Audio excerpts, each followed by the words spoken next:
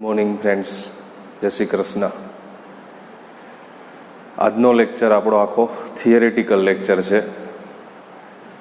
સુવાહકોમાં સ્થિત વિદ્યુત શાસ્ત્ર, જેની અંદર આપણે 6 મુદ્દા ભણવાના છે. એ મુદ્દાની ચર્ચા કરતાં પહેલાં એક થોડીક બેઝિક એની માહિતી જે છે, જેનો આપણે એ મુદ્દાઓની ચર્ચામાં ઉપયોગ કરવાનો છે, એની ચર્ચા કરીએ. આપણે તાત્વિક સુવાહકોમાં ગતિશીલ વિદ્યુત ભાર વાહક તરીકે મુક્ત ઇલેક્ટ્રોન હોય છે. તાત્વિક સુવાહકો છે તેમાં ગતિશીલ વિદ્યુત ભાર વાહક તરીકે શું હોય છે? મુક્ત ઇલેક્ટ્રોન હોય છે. ધાતુ બને છે ત્યારે તેના પરમાણુની છેલ્લી કક્ષામાં રહેલા વેલેન્સ ઇલેક્ટ્રોન કોઈક રીતે ઉર્જા મેળવી પરમાણુમાંથી મુક્ત થાય છે અને ગતિ કરવા લાગે છે, જેને શું કહેવામાં આવે છે? મુક્ત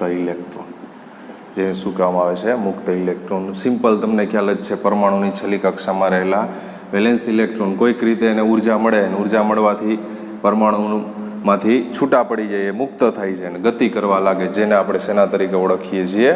મુક્ત ઇલેક્ટ્રોન તરીકે ઓળખીએ છીએ. તો આવી ધાતુ છે, ધાતુને બાહ્ય વિદ્યુત ક્ષેત્રમાં મૂકવામાં આવે તો ક્ષેત્રની વિરુદ્ધ દિશામાં, ધાતુને બાહ્ય વિદ્યુત ક્ષેત્રમાં આપણે મૂકીએ તો ક્ષેત્રની વિરુદ્ધ દિશામાં બળ લાગવાથી ક્ષેત્રની વિરુદ્ધ સ્થાનાંતર કરી ઇલેક્ટ્રોન ક્ષેત્રની વિરુદ્ધ દિશામાં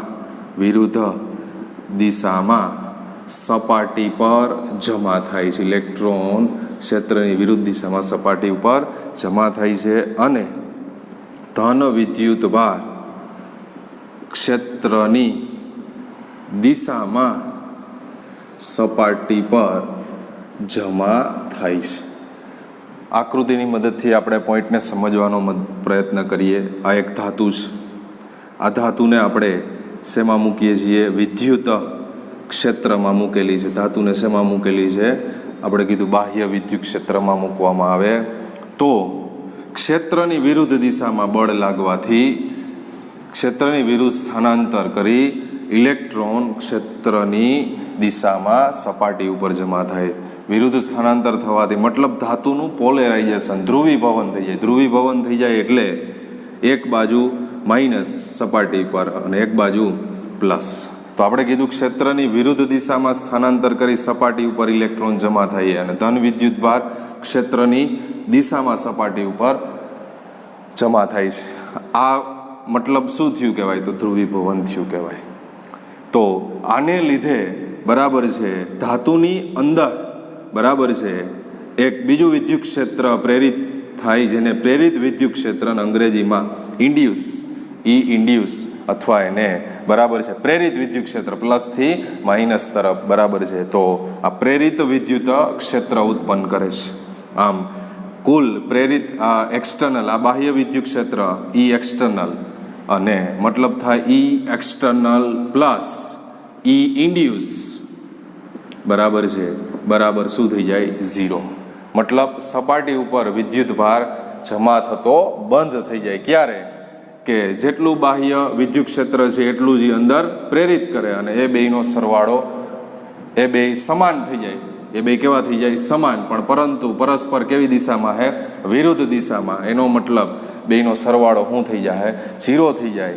બરાબર છે. એટલે કે સપાટી ઉપર વિદ્યુત ભાર જમા થતો શું થઈ જાય? બંધ થઈ જાય. તો આ કન્સેપ્ટ તમારે ધ્યાનમાં રાખવામાં આવવાનો છે કે જ્યારે સુવાહકને બરાબર છે કોઈ બાહ્ય વિદ્યુત ક્ષેત્રમાં મૂકવામાં આવે છે બરાબર, તો ક્ષેત્રની વિરુદ્ધ દિશામાં એ સ્થાનાંતર કરી, બળ લાગવાથી સ્થાનાંતર કરી બરાબર, ક્ષેત્રની વિરુદ્ધ દિશામાં ઇલેક્ટ્રોન જમા થઈ જાય છે સપાટી ઉપર અને ક્ષેત્રની દિશામાં સપાટી ઉપર ધન વિદ્યુત ભાર જમા થાય છે, જેને કારણે પ્રેરિત વિદ્યુત ક્ષેત્ર ઉત્પન્ન થાય છે.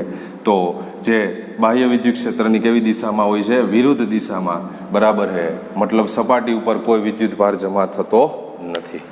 તો આ બેઝિક વાત છે સુવાહકોનું સ્થિત વિદ્યુત શાસ્ત્ર. હવે આપણે આની અંદર જુદા જુદા એના જે કાંઈ પોઈન્ટ છે એની આપણે ચર્ચા કરવાની છે. તો એને લગતા સુવાહકના કેટલાક અગત્યના પરિણામો છે, 6 પરિણામો છે. એ 6 પરિણામોની આપણે ચર્ચા કરવાની છે. એમાંનું પહેલું પરિણામ એવું છે બરાબર છે કે સુવાહકની અંદરના ભાગમાં વિદ્યુત ક્ષેત્ર શૂન્ય હોય છે. સુવાહકની અંદરના ભાગમાં વિદ્યુત ક્ષેત્ર શૂન્ય હોય છે. આ મુદ્દાને આપણે સમજવાનો પ્રયત્ન કરીએ કે ભાઈ સુવાહકની અંદરના ભાગમાં વિદ્યુત ક્ષેત્ર કેવી રીતે શૂન્ય થાય. તો એ કન્સેપ્ટ તો આપણે અહીંયા સમજી જ લીધો. આની અંદર ધ્યાનમાં રાખવા જેવી બાબત શું છે? આપણે સુવાહકનો આકાર કોઈ બી લઈ ગયા એક સુવાહક છે. જેવો તમને આને વિદ્યુત ભાર આપો એટલે સુવાહકની અંદર ક્યારેય વિદ્યુત ભાર હોતો નથી. વિદ્યુત ભાર હંમેશા ક્યાં જતો રહે છે? સપાટી ઉપર. આ પહેલા મુદ્દાને ધ્યાનમાં રાખશો. કોઈ બી સુવાહક છે બરાબર, એની અંદર કોઈ પ્રકારનો વિદ્યુત ભાર હોતો નથી. તમે જે કાંઈ વિદ્યુત ભાર આપો તો એ બધો વિદ્યુત ભાર ક્યાં જતો રહે છે? સપાટી ઉપર જતો રહે છે.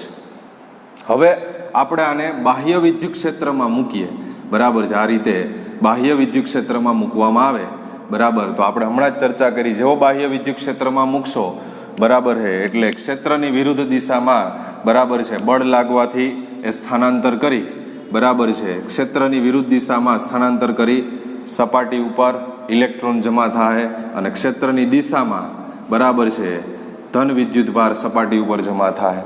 તો એને કારણે બરાબર અંદરની બાજુએ એક પ્રેરિત વિદ્યુત ક્ષેત્ર, જેને અંગ્રેજીમાં ઇન્ડ્યુસ બરાબર છે પ્રેરિત વિદ્યુત ક્ષેત્ર ઉત્પન્ન થાય છે. પ્રેરિત વિદ્યુત ક્ષેત્ર, પ્રેરિત વિદ્યુત ક્ષેત્ર ઉત્પન્ન થાય છે જે બાહ્ય ક્ષેત્રની કેવી દિશામાં છે? વિરુદ્ધ દિશામાં. તો એ બેયનો કુલ સરવાળો આપણે વિચારીએ તો કેવો થઈ જાય છે? શૂન્ય થઈ જાય. એટલે કહી શકાય છે કે સુવાહકની અંદરના ભાગમાં વિદ્યુત ક્ષેત્ર હંમેશા કેવું હોય છે? શૂન્ય હોય છે. આ કન્સેપ્ટને ધ્યાનમાં લેવાનો છે. બહુ સિમ્પલ છે બરાબર છે. ટેક્સ્ટબુકની ભાષા કરતાં સરળતાથી સમજાવવાનો પ્રયત્ન કર્યો છે.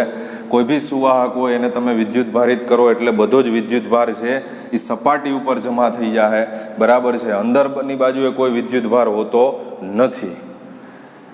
હવે એને તમે કોઈ બી બાહ્ય વિદ્યુત ક્ષેત્રમાં મૂકો છો બરાબર, તો ક્ષેત્રની વિરુદ્ધ દિશામાં બળ લાગવાથી બરાબર છે એ સ્થાનાંતર કરી ક્ષેત્રની વિરુદ્ધ સપાટીએ ઇલેક્ટ્રોન જમા થાય. ક્ષેત્રની દિશામાં સપાટી ઉપર જે છે એ ધન વિદ્યુત ભાર જમા થાય, જેને કારણે પ્રેરિત વિદ્યુત ક્ષેત્ર ઉત્પન્ન થાય છે. તો એ પ્રેરિત વિદ્યુત ક્ષેત્ર અને બાહ્ય વિદ્યુત ક્ષેત્રનો સરવાળો આપણે કહીએ ગઈએ ટોટલ શું થઈ જાય? કારણ કે બે વિરુદ્ધ દિશામાં શૂન્ય. એટલે અંદરની બાજુએ શું કહેવામાં આવ્યું છે? વિદ્યુત ક્ષેત્ર કેવું હોય છે? શૂન્ય હોય છે. આ કન્સેપ્ટ થઈ ગયો. ત્યારબાદ બીજો મુદ્દો. તો બીજા મુદ્દાની અંદર વિદ્યુત ભારિત સુવાહકની સપાટી ઉપર વિદ્યુત ભારિત સુવાહકની સપાટી પર સ્થિત વિદ્યુત ક્ષેત્ર સપાટી પર દરેક બિંદુએ લંબ હોય છે. વિદ્યુત ભારિત સુવાહકની સપાટી પર સ્થિત વિદ્યુત ક્ષેત્ર સપાટી પર દરેક બિંદુએ કેવું હોય છે? લંબ હોય છે. આની ચર્ચા આપણે કરીએ તો આની અંદર પણ આપણે આ એક સુવાહક બતાવીએ.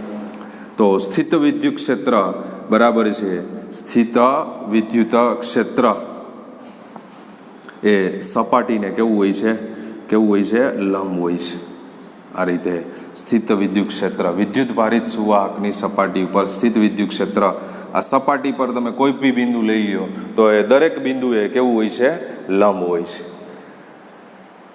એ લંબ કેમ છે એની સાબિતી હવે આપણે આપવી પડશે. જો વિદ્યુત ક્ષેત્ર સપાટીને લંબ ન હોય, જો આપણે વિચારીએ, આવું અગાઉ આપણે વાત કરી હતી, વિદ્યુત ક્ષેત્ર સપાટીને લંબ ન હોય તો સપાટીને સમાંતર વિદ્યુત ક્ષેત્રનો અશૂન્ય ઘટક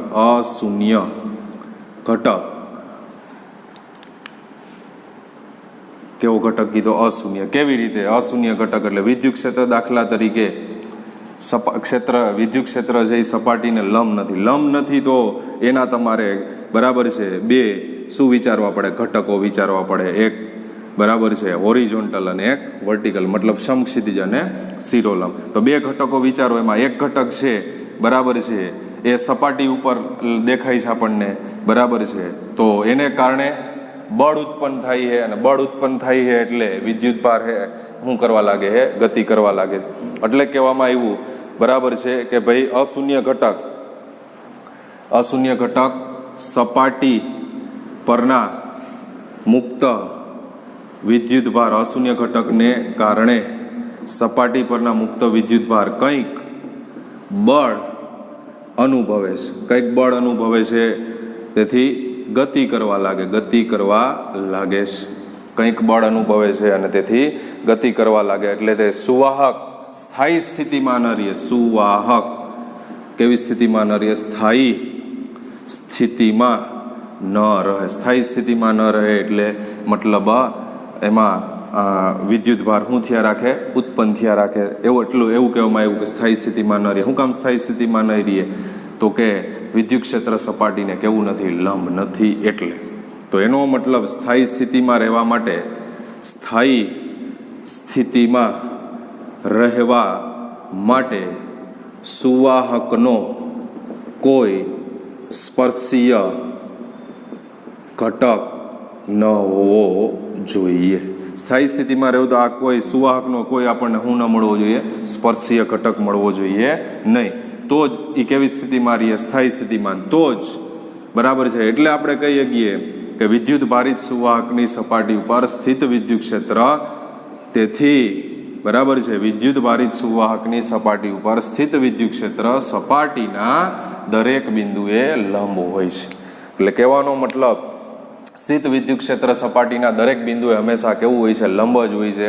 લંબ ન હોય તો આપણે એના શું વિચારવા પડે? ઘટકો વિચારીએ તો બરાબર છે જેનો આ હોરિઝોન્ટલ ઘટક છે બરાબર છે એ સપાટી ઉપરના જે મુક્ત વિદ્યુત ભાર છે એને કંઈક બળ અનુભવે બરાબર છે, એટલે એ કંઈક સ્થાયી સ્થિતિમાં રહેતા નથી. તો આમ સ્થાયી સ્થિતિમાં રહેવા માટે સુવાહકનો આ કોઈ સ્પર્શીય ઘટક હોવો જોઈએ નહીં. તો કોઈ સ્પર્શીય ઘટક ન હોય બરાબર છે તો જ સ્થિત વિદ્યુત ક્ષેત્ર સપાટીને શું હોય છે? સપાટીના દરેક બિંદુએ શું હોય છે?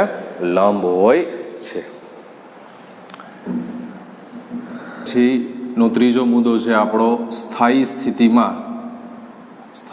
સ્થિતિમાં સુવાહકના અંદરના ભાગમાં કોઈ વધારાનો વિદ્યુત ભાર હોતો નથી. સ્થાયી સ્થિતિમાં સુવાહકના અંદરની બાજુએ કોઈ વધારાનો વિદ્યુત ભાર હોતો નથી. કેવી રીતે? બરાબર, તો એની ચર્ચા કરીએ. જ્યારે સુવાહકને વિદ્યુત ભારિત કરવામાં આવે છે ત્યારે આપણે ચર્ચા કરી, જ્યારે બી સુવાહકને વિદ્યુત ભારિત કરીએ ત્યારે વિદ્યુત ભાર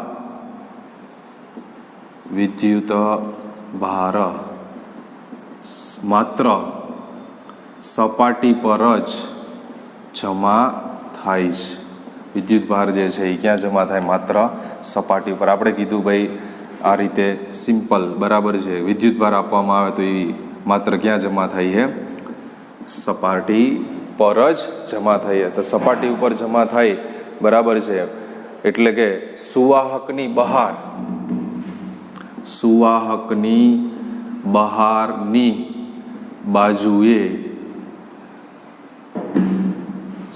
બહારની બાજુ નજીક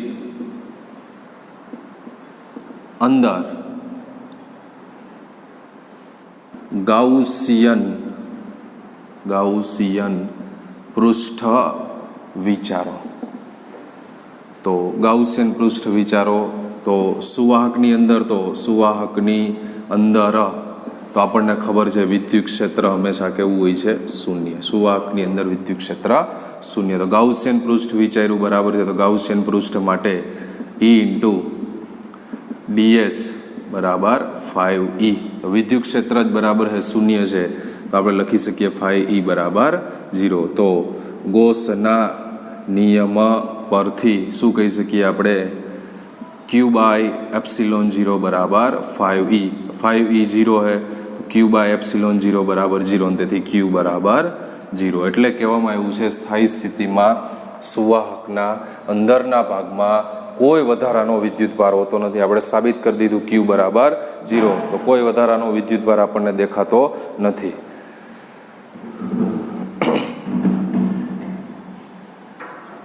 ત્યાર પછીનો ચોથો મુદ્દો છે સુવાહકના સમગ્ર કદમાં સ્થિત વિદ્યુત સ્થિતિમાન કેવું રહે છે? અચળ રહે. સુવાહકના સમગ્ર કદમાં સ્થિત વિદ્યુત સ્થિતિમાન અચળ રહે છે, અને અંદરની બાજુનું મૂલ્ય સપાટી પરના મૂલ્ય જેટલું હોય છે. અંદરની બાજુનું મૂલ્ય સપાટી પરના મૂલ્ય જેટલું હોય છે. કેવી રીતે બરાબર છે? તો આપણને ખબર છે સુવાહકની અંદર વિદ્યુત ક્ષેત્ર હંમેશા કેવું હોય છે? સુવાહકની અંદર વિદ્યુત ક્ષેત્ર હંમેશા કેવું હોય છે? શૂન્ય હોય છે. બરાબર છે. તો જેની અંદર વિદ્યુત ભારને ગતિ કરવા માટે કોઈ પ્રકારનું કાર્ય કરવું પડતું નથી. તો આ તો બહુ સિમ્પલ છે, આપણે ભણી ગયા એ પ્રમાણે વિચારીએ તો આપણે આવું સૂત્ર ભણ્યા હતા, વિદ્યુત ક્ષેત્ર E બરાબર -dV/dr. તો વિદ્યુત ક્ષેત્ર આપણી સામે કેવું છે? શૂન્ય છે. તો -dV/dr બરાબર શું થઈ જાય? શૂન્ય થઈ જાય. બરાબર છે. એનો મતલબ dV/dr બરાબર 0. તો dV/dr 0 એનો મતલબ કોઈપણનું વિકલન 0 ક્યારે હોય? એ અચળ હોય ત્યારે. એટલે આપણે V બરાબર શું કહીએ છીએ? અચળ. કારણ કે આનું વિકલન આપીશ બરાબર છે, તો એનું વિકલન શું થઈ જાય? 0. એટલે કહી શકીએ કે V અચળ. V અચળ મતલબ સ્થિતિમાન આપણે કીધું સમગ્ર કદમાં સ્થિતિમાન કેવું રહે છે? અચળ રહે. સમગ્ર કદમાં એટલે આ રીતે આ સુવાહક છે તો એના સમગ્ર કદમાં આ બિંદુ દરેક બિંદુએ સપાટી સુધી વિચારો બરાબર છે, તો સ્થિતિમાનનું મૂલ્ય કેવું રહે છે? અચળ રહે છે. એટલે અંદરની બાજુએ નું મૂલ્ય એ સપાટી પરના મૂલ્ય જેટલું હોય છે. એટલે આખી સપાટી ઉપર સ્થિતિમાનનું મૂલ્ય કેવું રહે છે? અચળ રહેવાય છે. એવું આપણને કહેવામાં આવ્યું છે. આ પણ એક સુવાહક જ આપણે વિચાર્યો છે. તો આ કમ્પ્લીટ થઈ ગયો. સુવાહકના સમગ્ર કદમાં સ્થિત વિદ્યુત સ્થિતિમાન અચળ રહે છે, અને અંદરની બાજુએ મૂલ્ય કેના જેટલું હોય છે? તો કે સપાટી પરના મૂલ્ય જેટલું હોય છે. એટલે બરાબર છે આ સપાટી પરના દરેક બિંદુએ સ્થિતિમાન કેવું રહે છે? અચળ રહે છે. ત્યાર પછીના પાંચમા મુદ્દાની અંદર આપણને કીધું છે વિદ્યુતભાર રીત સુવાહકની સપાટી પર વિદ્યુત ક્ષેત્ર E વેક્ટર બરાબર σ/ε0 n કેરેટ. જ્યાં સિગ્મા છે એ વિદ્યુતભારની પૃષ્ઠ ઘનતા, ε0 શૂન્યાવકાશની પરમિટિવિટી, અને n કેરેટ છે એ બહારની સપાટી પરનો એકમ સદિશ. તો પાંચમો મુદ્દો છે વિદ્યુતભારિત સુવાહકની સપાટી ઉપર વિદ્યુત ક્ષેત્રનું સૂત્ર મેળવો. 2 માર્ક્સના પ્રશ્નની અંદર પણ પૂછી શકાય. તો ધ્યાનમાં રાખવું કે વિદ્યુતભારિત સુવાહકની સપાટી ઉપર વિદ્યુત ક્ષેત્રનું સૂત્ર મેળવો. તો આ થઈ જાય આ વિદ્યુત ક્ષેત્રનું સૂત્ર, જે આપણે સાબિત કરીએ. તો આ એક સુવાહક છે. હવે સુવાહકની સપાટી ઉપર બરાબર છે એક પિલબોક્સ જેવી નળાકારીય ગાઉસિયન પૃષ્ઠની રચના વિચારો. સુવાહકની સપાટી પર પિલબોક્સ જેવી નળાકારીય ગાઉસિયન પૃષ્ઠની રચના વિચારો. એકદમ નળાકારીય ગાઉસિયન પૃષ્ઠ એકદમ નાનું છે, સપાટી ઉપર આપણે મૂકીએ છીએ, સમજવા માટે આપણે એને આ રીતે મોટું બતાવતા હોય, પણ એ છે એકદમ કેવું નાનું છે, એકદમ સૂક્ષ્મ છે સપાટી ઉપર. જેમાં આપણે વિચારીએ તો અડધો ભાગ જે છે એ સુવાહકની અંદર, નળાકારનો અડધો ભાગ સુવાહકની અંદર અને બાકીનો અડધો ભાગ સુવાહકની બહાર છે. અડધો ભાગ સુવાહકની અંદર છે, સપાટી ઉપર વિદ્યુત ભાર છે, બરાબર છે. તો સપાટી ઉપર આ રીતે વિદ્યુત ભાર આપણે બતાવીએ છીએ અને વિદ્યુત ક્ષેત્ર જે છે એ બતાવીએ છીએ, બરાબર છે. આ રીતે એમ જ કેમ છે એ પણ આપણે વિચારીએ. બાકીનો અડધો ભાગ નળાકારનો અડધો ભાગ સુવાહકની અંદર છે અને અડધો ભાગ બહાર છે. કારણ કે સુવાહકની અંદર તો વિદ્યુત ક્ષેત્ર કેવું છે, વિદ્યુત ક્ષેત્ર કેવું હોવાથી, શૂન્ય હોવાથી અંદરના ભાગમાં ફ્લક્સ કેવું થાય, શૂન્ય થાય.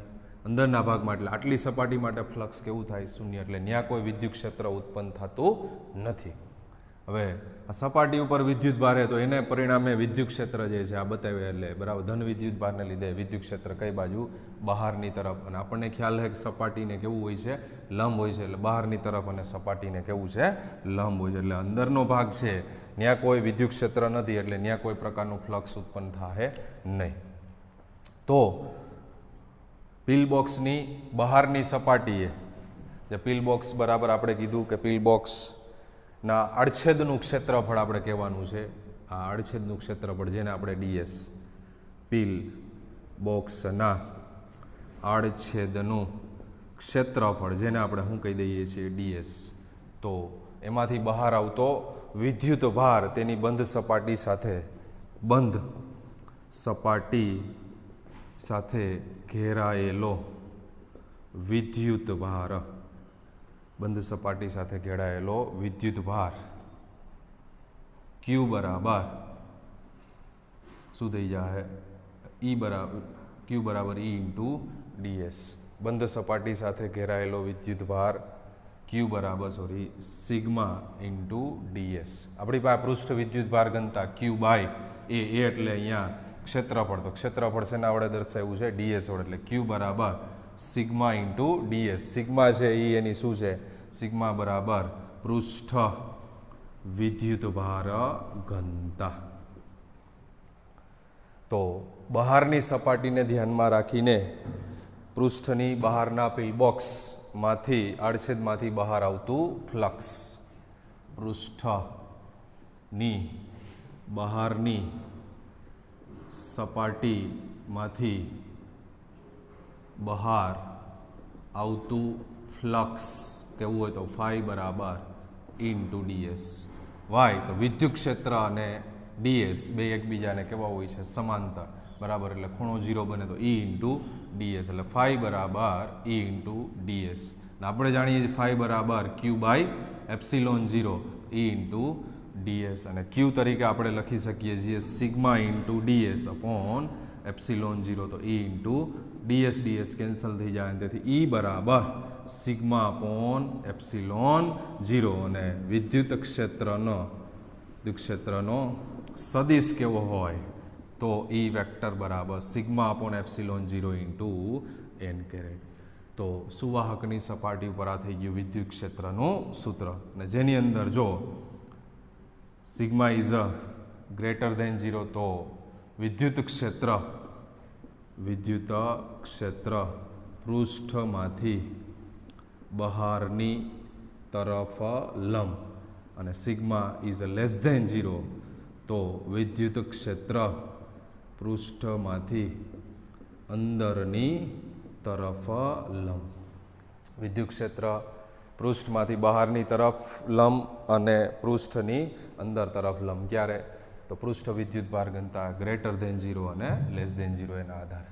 આમાં બી બહુ સિમ્પલ વિચારવાનું હોય તમારે. ગાઉસિયન પૃષ્ઠ નળાકાર એક સૂક્ષ્મ વિચારવાનો છે, અડધો ભાગ બહાર અડધો ભાગ અંદર. અંદરનો જે ભાગ છે અંદર તો કોઈ વિદ્યુત ક્ષેત્ર છે નહીં, એટલે એના હિસાબે કોઈ ફ્લક્સ ઉત્પન્ન થાય નહીં.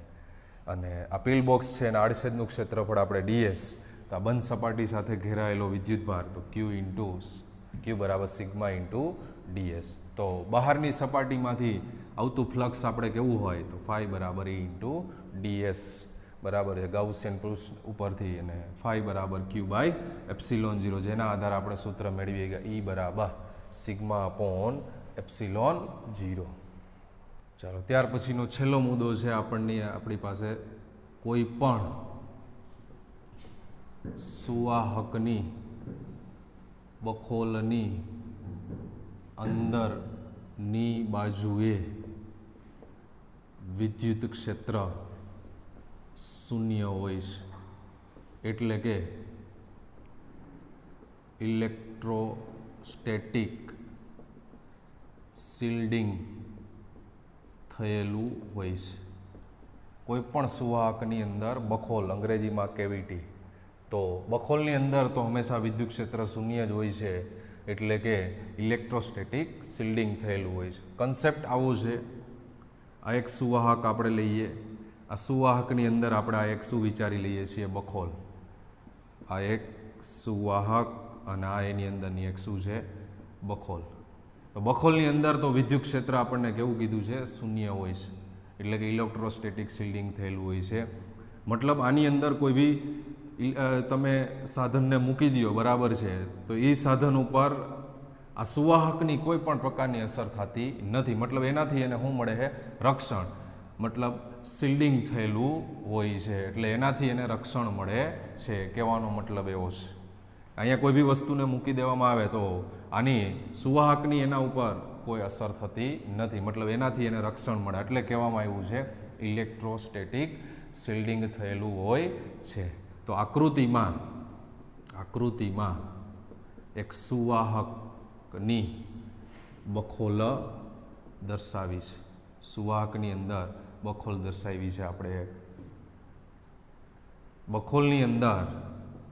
બખોલની અંદર વિદ્યુત ક્ષેત્ર હંમેશા બરાબર છે કેવું હોય છે શૂન્ય હોય છે, અને જેને કોઈ આકાર બરાબર છે હોતો નથી.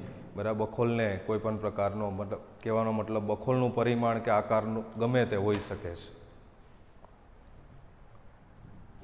બખોલનો પરિમાણ કે આકાર ગમે તે હોઈ શકે છે, અને અંદર કોઈ વિદ્યુત ભાર હોતો નથી.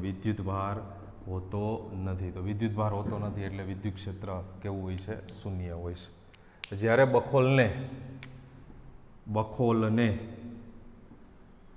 બરાબર સુવાહકની બખોલને બાહ્ય વિદ્યુત ક્ષેત્રમાં મૂકવામાં આવે ત્યારે, જેવું તમે બાહ્ય વિદ્યુત ક્ષેત્રમાં મૂકો, બરાબર છે, એટલે આપણા નિયમ પ્રમાણે અથવા વિદ્યુત ભારિત કરવામાં આવે ત્યારે, તો બાહ્ય વિદ્યુત ક્ષેત્રમાં મૂકશો એટલે વિદ્યુત ક્ષેત્રની વિરુદ્ધ દિશામાં બરાબર છે બળ અનુભવે એટલે મતલબ ત્યાં શું થઈ જાય પોલેરાઇઝેશન, ધ્રુવીભવન થઈ જાય, બરાબર છે. એટલે એક બાજુ પ્લસ અને એક બાજુ માઇનસ વિદ્યુતભાર જમા થઈ જાય, મતલબ આ થઈ જાય વિદ્યુત ક્ષેત્ર, બરાબર છે, જ્યાં સિગ્મા ઇઝ ગ્રેટર ધેન 0, આ થઈ જાય વિદ્યુત ક્ષેત્ર E વેક્ટર, ને જ્યાં સિગ્મા ઇઝ લેસ ધેન 0. બાહ્ય વિદ્યુત ક્ષેત્રમાં મૂકવામાં આવે અથવા વિદ્યુત ભારિત કરવામાં આવે તો જોઈએ સપાટી ઉપર ધન વિદ્યુત ભાર જમા થાય છે, અને બહારની એક બાજુની સપાટી ઉપર ઋણ વિદ્યુત ભાર જમા થાય. તો કહેવાનો મતલબ આવે ત્યારે કહેવાનો મતલબ વિદ્યુતભાર સુવાહકને પ્રેરિત, મતલબ જે આપણે ચર્ચા કરી હતી અગાઉ એની અંદર કેવો આવે ત્યારે પ્રેરિત વિદ્યુત ક્ષેત્ર ઉત્પન્ન થાય છે. પ્રેરિત વિદ્યુત ક્ષેત્ર ઉત્પન્ન થાય જે બહારના વિદ્યુત ક્ષેત્ર જેટલું હોય બે એકબીજાની અસરને શું કરી નાખે નાબૂદ કરી નાખે, એટલે વિદ્યુત ક્ષેત્ર કેવું થઈ જાય શૂન્ય થઈ જાય. એટલે અંદરની બાજુએ બખોલની અંદર તો કોઈ પ્રકારનો વિદ્યુતભાર હોતો નથી ને કોઈ પ્રકારનો વિદ્યુતભાર હોતો નથી, એટલે વિદ્યુત ક્ષેત્ર કેવું હોય છે? બરાબર છે, શૂન્ય હોય છે. અને વિદ્યુત સ્થિતિમાન આપણે કીધું એ પ્રમાણે અચળ રહે છે, સપાટી પરના મૂલ્ય જેટલું જ, એ બદલાતું નથી. તો આના આધારે શિલ્ડિંગની વ્યાખ્યા આપી શકાય. સુવાહકની અંદરની બખોલ બહારની વિદ્યુત અસરોથી સુવાહકની અંદરની બખોલ બહારની વિદ્યુત અસરોથી શિલ્ડેડ કરેલી હોય છે, જેને ઇલેક્ટ્રોસ્ટેટિક શિલ્ડિંગ કહે છે. તો સુવાહકની અંદરની જે બખોલ છે એ વિદ્યુત અસરોથી શિલ્ડેડ એટલે બચાવેલી હોય છે. વિદ્યુત શિલ્ડેડ એટલે સુરક્ષિત. પોતે કહીએ ગયા આપણે કે આની અંદર કોઈ પ્રકારની અસર થતી નથી, જેને શેના તરીકે ઓળખવામાં આવે છે? Electrostatic shielding. અને એક સિમ્પલ ઉદાહરણ આનું તમે સમજી શકો. બરાબર છે કે કોઈ બી આકાશમાં વીજળી થઈ છે, બરાબર છે, અને તમે કોઈ બી કારની અંદર બેઠા છે અને એ કારનો કાચ, બધાય કાચ તમે બંધ રાખો અને કદાચ વીજળી, બરાબર છે, એની ઉપર પડે, બરાબર છે, વીજળી પડે તો તમે, બરાબર છે, અંદરનું જે કવચ, અંદરની બાજુએ બેઠા છો એ તમારી શું બની જાય? બખોલ બની જાય. બરાબર છે. અને આ બહાર જે છે એ તમારું શું બની જાય? સુવાહક. તો એની વિદ્યુત અસરોથી તમે શું કરી શકો? બચી શકો છો. ક્યારે? કાચ બંધ હોય ત્યારે, ખુલ્લો હોય તો નહીં. એટલે કાચ બંધ હોય ત્યારે એક શેના તરીકે વર્તે છે? એક કેવિટી, એક બખોલ તરીકે વર્તવા માંડે, અને બખોલ તરીકે વર્તે, બરાબર છે, એટલે તમે એની વિદ્યુત અસરોથી શું કરી શકો? બચી શકો છો. તો 6 મુદ્દા થયા, બરાબર છે. સુવાહકોનું સ્થિત વિદ્યુત શાસ્ત્ર 6 મુદ્દાની અંદર, બરાબર છે. આપણે છેલ્લા 2 મુદ્દા એવા કીધા કે છેલ્લા મુદ્દાની અંદર કીધું કે વિદ્યુતભાર સુવાહકની સપાટી ઉપર એક વિદ્યુત ક્ષેત્રનું સૂત્ર, તો એ 2 માર્કમાં પૂછી શકાય, બરાબર છે. અને સુવાહકની બખોલની અંદરની બાજુએ વિદ્યુત ક્ષેત્ર શૂન્ય હોય છે, એટલે કે ઇલેક્ટ્રોસ્ટેટિક શિલ્ડિંગ થયેલું હોય છે, એવું સમજાવો. તો આ 2 મુદ્દા 2 માર્કમાં પૂછવા હોય તો પૂછી શકાય. બાકીના 4 મુદ્દા છે, બરાબર છે, સમજવાના છે ધ્યાનથી. અને આ 6 મુદ્દા એવી રીતે પણ પૂછી શકાય કે સ્થિત સુવાહકના અગત્યના, બરાબર છે, પરિણામો દર્શાવો. તો અગત્યના પરિણામો એટલે માત્ર આ 6 મુદ્દા લખવાના પૂછાય તો એ માત્ર 6 મુદ્દા, એનું વર્ણન લખવાની જરૂરિયાત નથી, માત્ર 6 મુદ્દા. આ રીતનો 2 માર્ક્સનો પ્રશ્ન આની અંદરથી પૂછી શકાય. તો આને રિલેટેડ આપણને એક ઉદાહરણ આપ્યું છે. એ ઉદાહરણની અંદર એના પછીનું ઉદાહરણ બહુ સિમ્પલ ઉદાહરણ છે, બરાબર, સમજી શકાય એવું ઉદાહરણ છે કે ભાઈ ઉદાહરણ નંબર 2.7ની અંદર આની ચર્ચા આપી છે કે કોઈ માણસના સૂકા વાળમાંથી પસાર કરેલો કાસ્કો એ કાગળના નાના ટુકડાઓને આકર્ષે છે. શા માટે? બરાબર, હાવ સિમ્પલ વાત છે. તેલવાળું માથું છે, કાસ્કો તમે, બરાબર છે, એમાં ફેરવા રાખો છો અને પછી નાના કાગળના ટુકડાને અડાડશો તો કાગળનો ટુકડો છે એ દાંતિયા ઉપર, કહેવાનો મતલબ કાસ્કા ઉપર શું થઈ જાય? ચોંટી જાય છે. એનું કારણ શું છે? આપ સિમ્પલ આ એક કાગળનો ટુકડો લઈ લઈએ, બરાબર છે,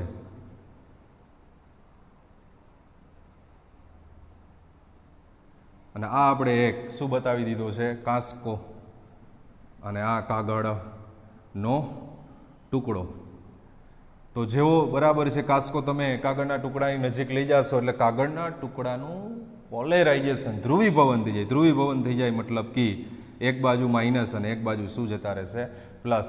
વિદ્યુત ભારો જતા રહેશે અને કાગળના ટુકડાને શું કરે છે? આકર્ષે છે, કહેવાનો મતલબ. એટલે કાગળના ટુકડાનું પોલેરાઇઝેશન થઈ જાય છે. તો પોલેરાઇઝેશન થઈ જાય એટલે, બરાબર છે, આની અંદર આ પ્લસ ને આ માઇનસ બે એકબીજાને શું કરે છે? આકર્ષે છે. તો આ વાત તો પહેલા ચેપ્ટરમાં બી આવી ગઈ હતી, એટલે સિમ્પલ વાત છે. આપણને એમ થાય કાગળનો ટુકડો કેવી, તો કાગળના ટુકડાને પોલેરાઇઝ કરી નાખે. પોલેરાઇઝ કરી નાખે એટલે એમાંથી ઋણ વિદ્યુતભાર ઉત્પન્ન થાય, એટલે, બરાબર છે, ટુકડો છે એ કેની તરફ આકર્ષાય છે? કાસ્કા તરફ આકર્ષાય. અને કીધું આપણને જો વાળ ભીના હોય, બરાબર છે, તો કાસ્કાની અંદર કોઈ પ્રકારનો વિદ્યુતભાર ઉત્પન્ન થવાનો નથી, બરાબર છે. એટલે કાસ્કા વચ્ચે ઘર્ષણ શું થઈ જાય?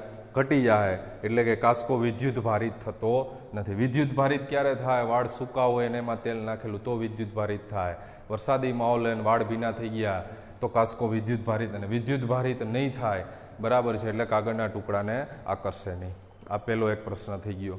એવો જ બીજો પ્રશ્ન છે, સામાન્ય રબર અવાહક છે પરંતુ વિમાનના વિશિષ્ટ રબરના ટાયરો સહેજ સુવાહક બનાવવામાં છે, આવું શા માટે જરૂરી છે? તો આ બી કન્સેપ્ટ એને રિલેટેડ જ છે.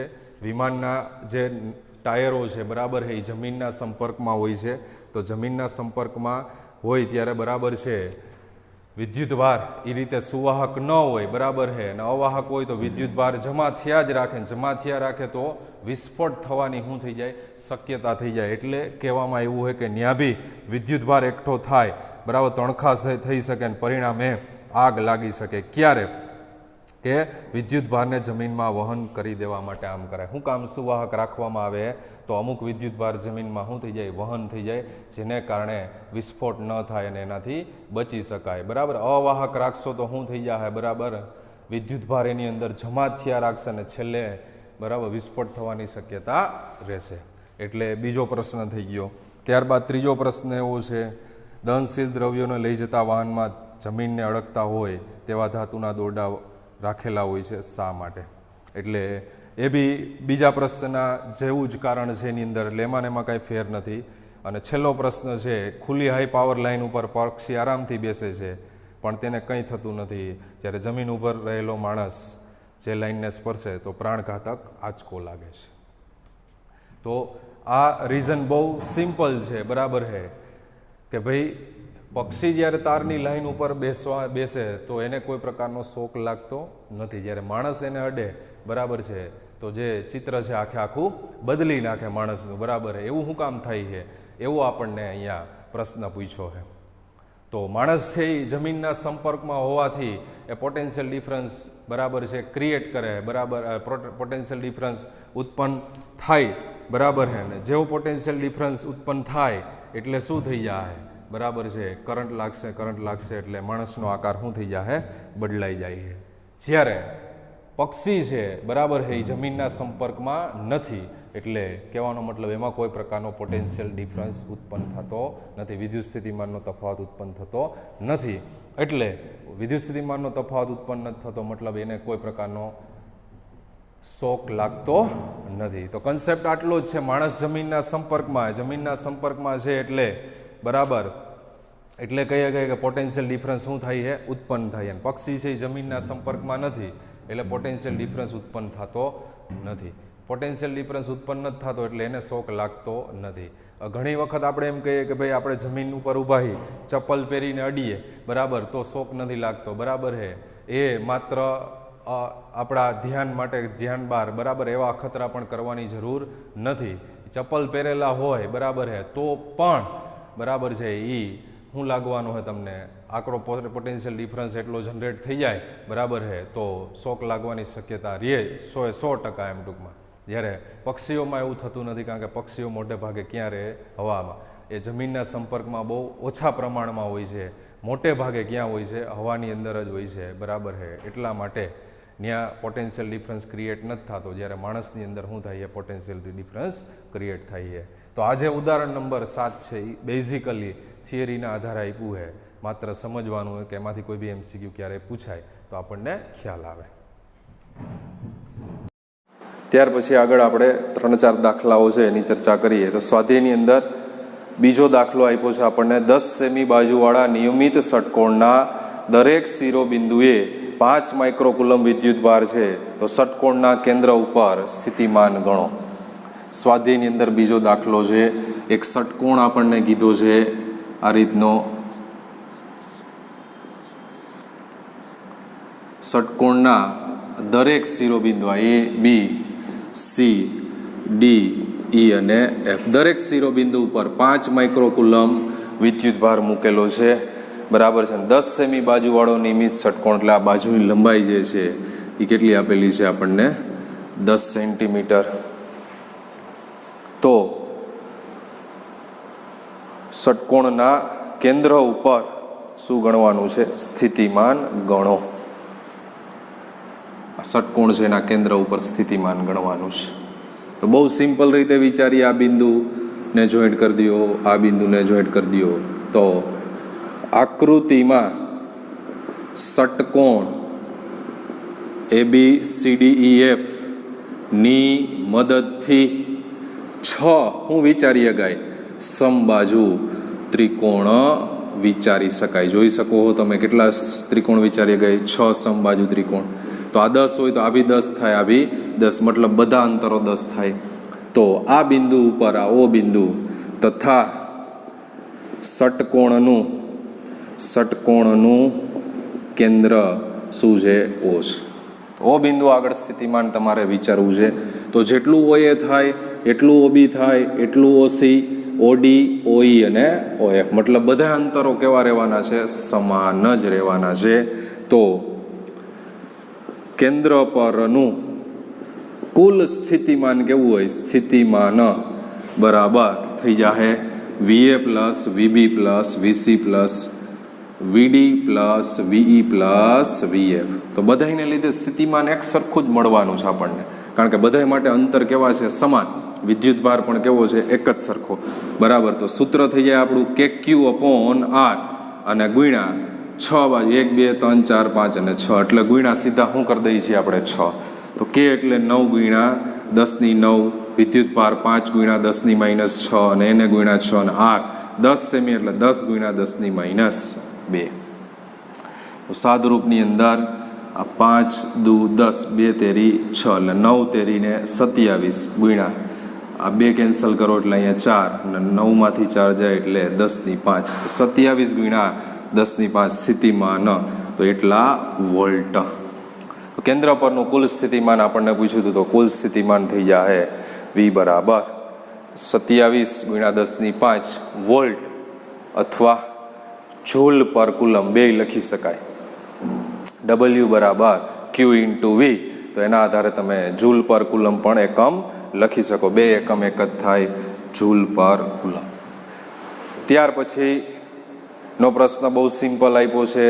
ચોથો દાખલો સ્વાધ્યાયની અંદર 2.4 ચોથો દાખલો. તો એ ચોથા દાખલાની રકમમાં આપણને છે 12 સેમી ત્રિજ્યાના એક ગોળાકાર સુવાહકની સપાટી ઉપર વિદ્યુત ભાર નિયમિત રીતે વિતરિત થયેલો છે.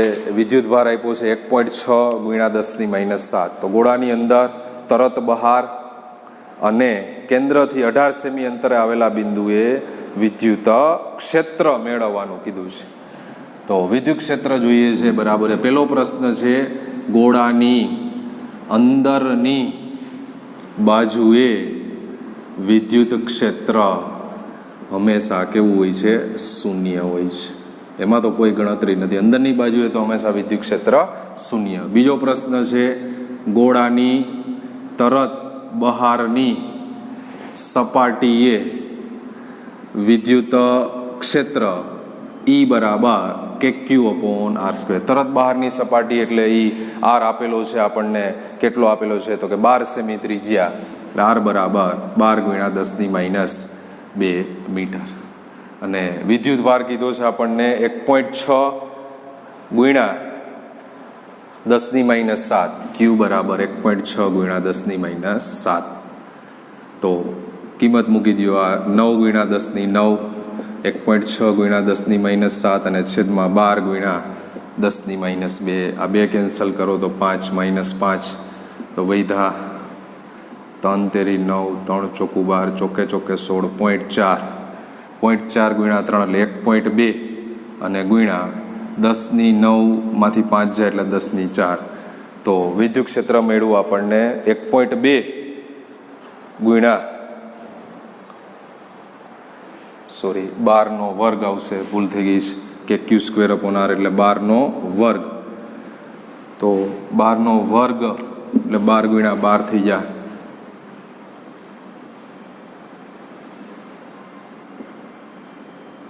તો 9 ગુણ્યા ઘાતનું સાદુરૂપ કે Q²/R એટલે અહીંયા બી વર્ગ થઈ જાય.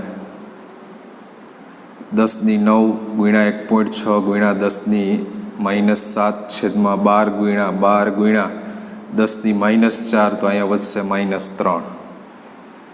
3 તેરી 9, 3 તેરી 9, ચોકે ચોકે 16 એટલે એ વધ્યું 0.1, તો વધ્યું 10⁶ ગુણ્યા 0.1 બરાબર થઈ જાય 10⁵ ન્યૂટન પર કુલમ. વિદ્યુત ક્ષેત્ર 10⁵ ન્યૂટન પર કુલમ. એમાં ત્રીજો પ્રશ્ન છે આપણને, ગોળાના કેન્દ્રથી 18 સેમી અંતરે આવેલા બિંદુએ, ગોળાના કેન્દ્રથી 18 સેમી અંતરે આવેલા બિંદુએ સ્થિતિમાન, મતલબ r બરાબર 18 સેન્ટીમીટર બરાબર 18 ગુણ્યા 10⁻² મીટર. બાકી બધું એઝ ઇટ ઇઝ છે. તો E બરાબર ફરી પાછું KQ/r², 9 ગુણ્યા 10⁹ ગુણ્યા 1.6 ગુણ્યા 10⁻7 અને છેદમાં r² એટલે 18 નો વર્ગ, 18 ગુણ્યા 18 અને ગુણ્યા 10⁻4 વૈધા -3, આ 9 દૂને 18, આ 0.8, તો થઈ જાય 10⁹ એટલે વૈધા 10⁶, 8 ગુણ્યા થઈ જાય 10⁻1 અને છેદમાં 18, આ 4 અને આ 9, 4/9 × 10⁻5.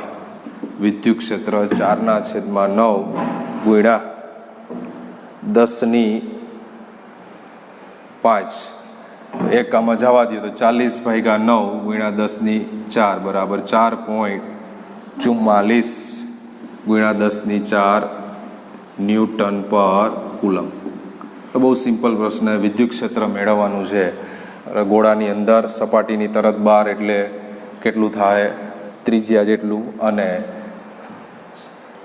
18 સેમી અંતરે એટલે r is greater than r, તો r બરાબર 18 ગુણ્યા 10⁻2. એના આધારે વિદ્યુત ક્ષેત્ર મેળવ્યું 4.44 ગુણ્યા 10⁴ ન્યૂટન પર કુલમ. દાખલો આપણે ચર્ચા કરીએ છીએ. દાખલા નંબર 12. 8 મિલી કુલમ વિદ્યુત ભાર ઉગમ બિંદુએ રહેલો છે. 8 મિલી કુલમ, 8 ગુણ્યા 10⁻3 કુલમ વિદ્યુત ભાર ઉગમ બિંદુએ રહેલો છે. અને નાનો વિદ્યુત ભાર એટલે એને આપણે Q0 કહી દઈએ છીએ. -2 ગુણ્યા 10⁻9 કુલમ વિદ્યુત ભારને એક આકૃતિ આપણે બતાવવાની થાય છે સમજવા માટે. આ Z કહી દઈએ છીએ, આ Y કહી દઈએ છીએ અને આ X. P/003, 003 એટલે વાયામ છે 003, આ P ને 069 એટલે વાયામ ને ઝેડયામ છે. તો કયું સમતલ થાય? YZ સમતલ. એટલે આ કહેવાય 069. ખબર પડે ને, આ વાયામ, આ ઝેડયામ, એટલે એ બિંદુ કયા સમતલમાં આવે? કયા સમતલમાં આવશે? YZ સમતલમાં. થી આ બિંદુનું નામ છે R. Q/040 બરાબર સેન્ટીમીટર, આ બી સેન્ટીમીટર. 040 એટલે માત્ર વાયામ છે 040, આ બિંદુ છે Q બરાબર. તો બિંદુએ લાવવા માટે કરેલું કાર્ય, વિદ્યુત ભારને P થી R અને R થી Q બિંદુએ લાવવા માટે કરેલું કાર્ય. P થી R અને R થી Q બિંદુએ લાવવા માટે કરેલું કાર્ય. તો આપણે ભણી ગયા છીએ કાર્ય છે એ માર્ગ ઉપર આધારિત નથી. માર્ગ ઉપર આધારિત નથી તો આપણે સીધું જ બરાબર છે P થી Q સુધી જવા માટેનું કાર્ય મેળવી લઈએ બરાબર. એ આપણો સીધો ફાઇનલ શું થઈ જાય? જવાબ. આવી આપણને આકૃતિ આપેલી છે પ્રશ્નની અંદર. તો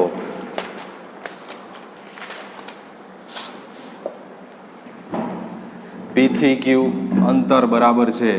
આ અંતરને આપણે કહી દઈએ છીએ R1, આ અંતર કહી દઈએ છીએ R2. આ ઉગમ બિંદુ જેના ઉપરનો વિદ્યુત ભાર આપ્યો છે આપણને 8 ગુણ્યા 10⁻3 કુલમ. તો R1 બરાબર અંતર થશે 3 સેન્ટીમીટર અને R2 બરાબર 4 સેમી. એટલે R1 બરાબર 3 ગુણ્યા 10⁻2 અને R2 બરાબર 4 સેન્ટીમીટર બરાબર 4 ગુણ્યા 10⁻2 મીટર. આ 3 સેન્ટીમીટર 10⁻2 મીટર. R1 મતલબ OP અને R2 મતલબ OQ. તો વિદ્યુત ભારને એક બિંદુથી બીજા બિંદુ સુધી લઈ જવા માટે કરવું પડતું કાર્ય માર્ગ પર આધારિત નથી.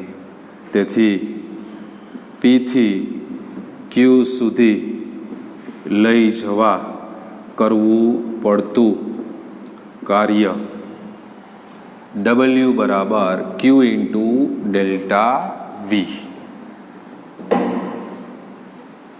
W બરાબર Q0 ઇન્ટુ ડેલ્ટા વી. તો ડેલ્ટા વી એટલે પી થી ક્યુ સુધી લઈ જવા માટે કરવું પડતું કાર્ય. એના માટે વિદ્યુત સ્થિતિમાનનો તફાવત થઈ જાય VQ માઇનસ VP. પી થી ક્યુ એટલે VQ માઇનસ VP. તો W બરાબર Q0 કે Q અપોન VQ માટે છેદમાં OQ આવશે. OQ એટલે R2 અને માઇનસ KQ અપોન OP એટલે R1. KQ Q0 1/R2 minus 1/R1. 9 ગુણ્યા 10⁹ Q 8 ગુણ્યા 10⁻³ અને -2 ગુણ્યા 10⁻⁹ અને કાઉન્સમાં 1/R2 એટલે 4 માઇનસ 1/3. એને ગુણ્યા 10⁻2 બરાબર છે ગુણ્યા 1/છેદમાં લખી નાખીએ 10⁻2 સેન્ટીમીટર ને મીટરમાં ફેરવેલા છે. તો 9 ગુણ્યા 8 9માંથી 3 આ 9 9 સીધા કેન્સલ કરી દઈએ છીએ. 9 ગુણ્યા 8 માઇનસ આગળ ગુણ્યા 2 ગુણ્યા 10⁻³ ગુણ્યા આ લસા કરી દઈએ તો 3 - 4/12 અને છેદમાં 10⁻2 આ ઉડાડી દઈએ તો -1. સાદરૂપની અંદર -9 ગુણ્યા 8 દુ 16 માઇનસ આ માઇનસ આરે કેન્સલ થઈ જાય -1 છેદમાં 12 ગુણ્યા 10⁻2 તો ઉડી ગયા અને વધ્યા 10⁻1. 4 તેરી 12 ચોકે ચોકે 16 4 તેરી 12 ગુણ્યા 10⁻1 બરાબર 1.2 જૂલ. તો પી થી ને ક્યુ સુધી લાવવા માટે કરવું પડતું કાર્ય બરાબર આપણે કીધું કે કાર્ય છે પણ અહીંયા માર્ગ ઉપર આધારિત નથી. તો સીધું જ પી થી ક્યુ સુધી કાર્ય તો W બરાબર Q0 ઇન્ટુ ડેલ્ટા વી. તો Q0 ડેલ્ટા વી એટલે વિદ્યુત સ્થિતિમાનનો ફેરફાર VQ માઇનસ VP. પી થી ક્યુ એટલે VQ માઇનસ VP. કિંમત મૂકી જવાબ મેળવી લ્યો.